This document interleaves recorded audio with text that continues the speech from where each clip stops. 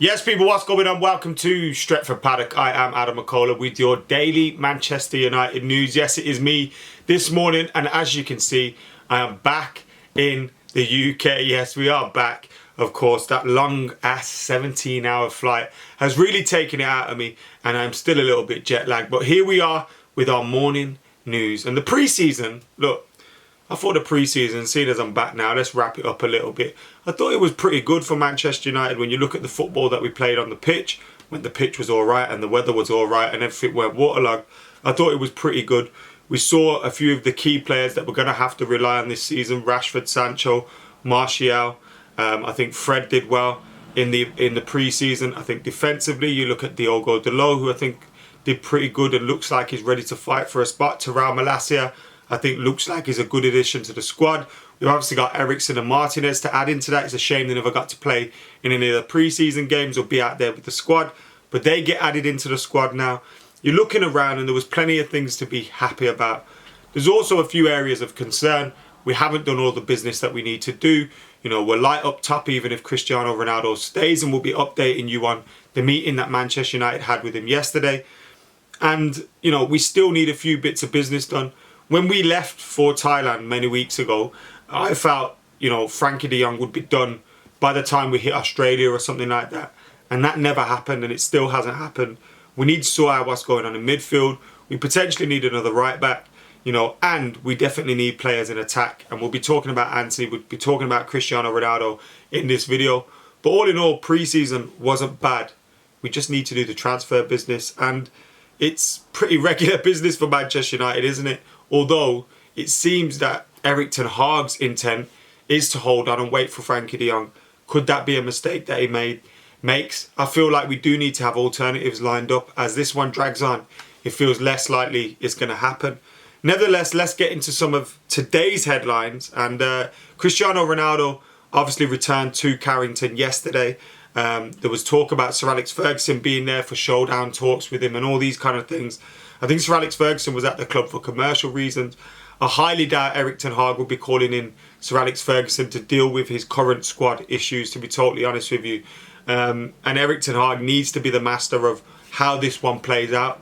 Obviously, we've got the backdrop of the fact that we're looking short of options if Cristiano Ronaldo is to leave Manchester United. Bayern Munich and Atletico Madrid seemingly pulling themselves out of the race to sign him, but it still remains up in the air, and we still, you know, don't know whether it is clear that he's going to leave Manchester United or clear that he's going to stay. And we heard from AS that Cristiano Ronaldo will continue to train with total professionalism as long as he's a Manchester United player. Well, you could argue if he was going to do total professionalism, he should have been out on the pre-season tour, and the timing of this could have been a lot better. He knew we weren't going to be in the Champions League, you know, at the April, May. You could have brought this up then. We found out about it June, just before we went for pre-season training. So, yes, you could argue there's been professionalism in terms of turning up to training and he's ready to train and all that. But where were you a few weeks ago?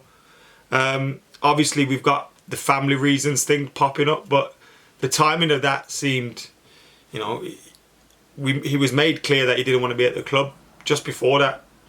So not sure. Telegraph report, Manchester United are citing confidentiality, would not comment on the nature of the talks with Cristiano Ronaldo. But after the first day of negotiations, United have confirmed that their position is unaltered and Ronaldo is not for sale. So Manchester United remaining to continue to say that Cristiano Ronaldo is not for sale at this moment in time. And Manchester United don't want to sell him. He was involved in training. He was given a warm welcome upon his arrival, and that the atmosphere is good in Manchester United's dressing room. We don't want this to drag on though, and this is the last thing that Erik ten Hag needs is any drama. And we can talk about professionalism, we can talk about him being there, but the fact that we're talking about this issue means that it's a problem. Do you know what I mean? So we need this to get resolved ASAP. And I'm of the opinion that I'd love Cristiano Ronaldo to stay. You know, one of the greatest players ever, the greatest player ever. You know, obviously comes back to Manchester United. Didn't all go to plan last year, but we need goal scorers. Antony Martial started the season off well, pre-season, sorry. He started the pre-season off well. It'd be great to keep him in form, but if we lose Cristiano Ronaldo through Anthony Martial through form or injury, we've got no one. So we do need a player, but at the same time, I feel if we let Cristiano Ronaldo go, I wouldn't be too arsed either. Get a replacement in and let's move on. He's not going to be around for that much longer anyway. So, you know, why delay the inevitable? We're going to have to replace him at some point. So if we replace him, I wouldn't actually mind if he left Manchester United. Let's move on to Antony, who's been linked with the club. And there's been conflicting reports about Antony. And it seems we're hearing from Sam Pilger that Antony is edging closer to Manchester United. There is an understanding Ajax are now willing to lower their initial unreasonable asking price and do a deal. Manchester United about to go back in with another bid. But then we heard via Mike Verwich from the Ajax head coach Alfred Schroeder that internally we have agreed that we want to keep the current squad together. Nobody wants to sell him. He has the perfect age and we need his threat on the pitch. So that was what their coach was saying publicly. But conflicting reports in the papers again. We hear Antony will now cost Manchester United £84 million. Ajax raised the stakes in the fight to keep star winger out of former boss Erik ten Hag's clutches by hiking his price up another 16 million in dramatic transfer move. And as we said, Fabrizio Romano then shared those quotes regarding Antony's future. Alfred Schroeder to Ziggo Sport. We are assuming that we can keep this squad together, but I know and everyone knows that in football you never know. So another interview where he seemed to kind of leave the door open. Another one where he seemed to close it and say our squad is now done. But Ajax, you hear, are lowering their price, hiring their price. What's the truth? Nobody knows at this moment in time. You feel that with the player's intent to leave the club, and if Manchester United were to go in with big money, he would become our player. But £84 million for, look, it's not my money. And as long as it's not in the Glazers' pocket, even better. But that's a lot of money for him, do you know what I mean? That's a lot of money. It'd be close to our record fee. And do Manchester United need to be doing that at this moment in time? Well, we need attackers, that's for sure. But hopefully we can do a deal where we get that price down. Now, Ajax did really well with Lisandro Martinez to us. There was talk about 40 million, 45 million. They ended up getting around 55 million, including the add-ons. So they've clearly got good negotiators there at Ajax. And Manchester United will feel a willingness to get a deal done, especially when we haven't got Frankie de Jong done yet. You're going to want to get a few more players in for the manager. Now, it was great seeing Christian Eriksen unveiled at Manchester United. He turned up to training yesterday with Lisandro Martinez in his car. That deal's not officially completed yet. We're still waiting for things to be sewn up. You expect that one will be done.